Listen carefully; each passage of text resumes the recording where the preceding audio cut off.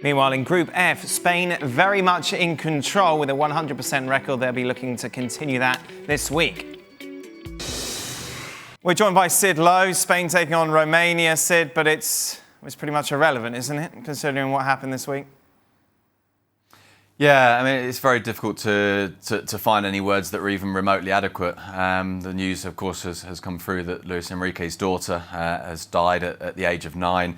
Luis Enrique was the Spain manager who began with this group, who began this qualifying campaign with them, and it was because of his daughter's illness that he walked away. This would have been the first squad put together purely by his former assistant, Roberto Moreno. It would have been the first time that he names the players entirely on his own.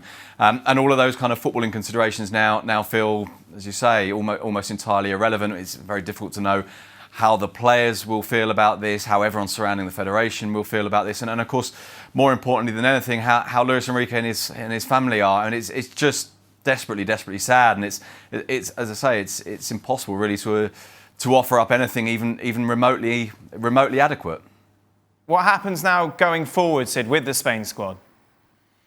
Well, I mean, in a way, you know, the plans for the future were already put in place. And when Luis Enrique announced that he was going to leave when the Spanish squad last got together, because of course he'd already been away for one Spain get-together, but he'd been coaching from a distance. He'd been watching the training sessions on a feed. He'd been talking to Robert Moreno and the rest of the staff about what to do. And the last time when it was announced, he said, right, I'm not going to continue because of these family issues. Family issues which, by the way, didn't come to light in Spain. A lot of people knew that his daughter was very ill. A lot of people were aware of this, but the media and fans respected the privacy of Luis Enrique. He'd asked for that to be the case, and actually was very grateful at how well that had been handled, surprisingly well, I must say. And Luis Enrique was still working, but from a distance. In the last get-together, that was the first time he said, look, this cannot carry on like this, and so I'm going to back away and leave this in Robert Moreno's hands. And so I think in terms of how this is handled, I guess we got a glimpse of it last time round. But I suppose as well there's a difference between that sense that, well, maybe this will be a temporary thing, maybe this situation will improve, maybe things will evolve from here.